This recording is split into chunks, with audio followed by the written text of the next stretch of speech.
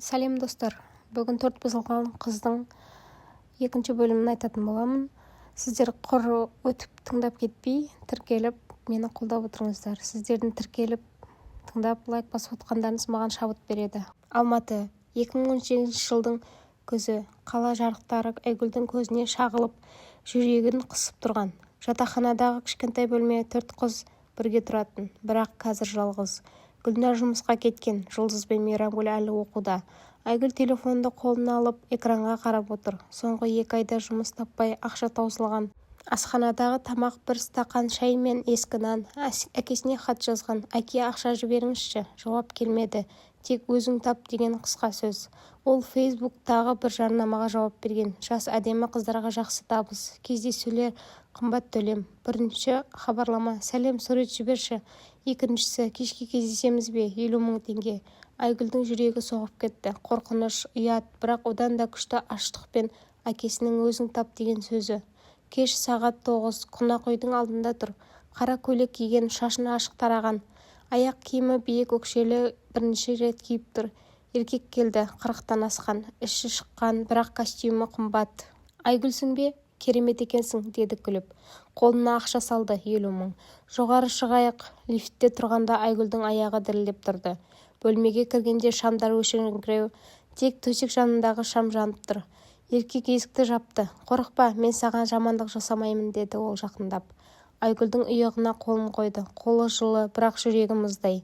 Ол Айгүлдің төсекке отырғызды. Киімді шеш, деді. Айгүл көзін жұмды.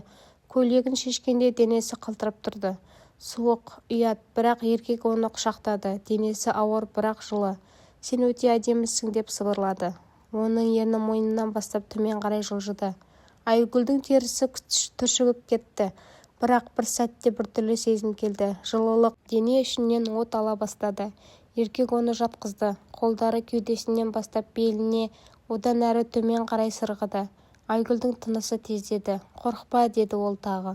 Саусақтары нәжік жерлерді тапты. Айгүлдің денесі өзінен өзі жауап берді. Ішінен бір толқын көтерілді. Алғашқы рет сезінген ләззат, қорқыныш әлі бар. Бірақ оны басып жатқан нәрсе осы жылылық, осы жанасу. Ол еркектің шалбарын шешті. Қолына алғанда ыстық қатты. Айгүл көзін ашпады. Бірақ сезімдері ашық.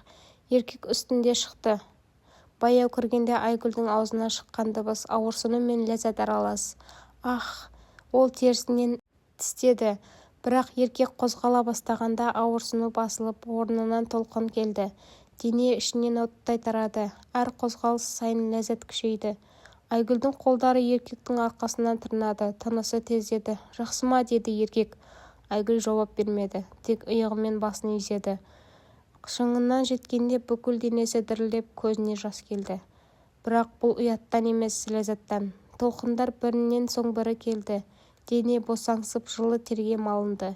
Еркек те аяқтады. Ол Айгүлдің маңдайынан сүйді. Сен кереметсің, деді. Ақшаны үстелге қойып кетті.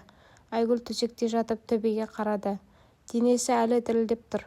Ішінде екі сезім, ұят пен қызығушылық. Бұл осындай ма екен, деді өз-өзіне. Ақша бар, 50 000. Әкесіне жіберуге жетеді. Бірақ одан да маңыздысы сол ләззат. Ол бұрын ешқашан сезінбеген нәрсе.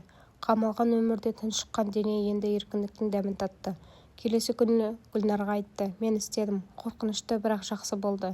Гүлнардың көзі үлкейді. Қанша? 50 000. Гүлнар бір сәт ойланып күлді. Маған да үйретші. Сол күннен бастап Айгүл өзгере бастады. Телефонға хабарламалар көбейді. Кездесеміз бе? Қашан? Ол үйренді. Қалай киіну керектігін, қалай күлімдеу керектігін, қалай ләззат беру керектігін. Әр кездесуден кейін ләззат күшейді. Бір күні бай еркекпен болды. Ол оны қымбат мейрамханаға апарды, сосын қонақ үйге. Сол түні Айгүл алғаш рет шынайы құмарлықты сезінді. Еркектің қолдары сиқырлы сияқты әр жерін сипады. Ерні кеудесінен бастап ішіне дейін жылжиды. Айгүлдің денесі оттай қызып, толқында теңіздей жұтты.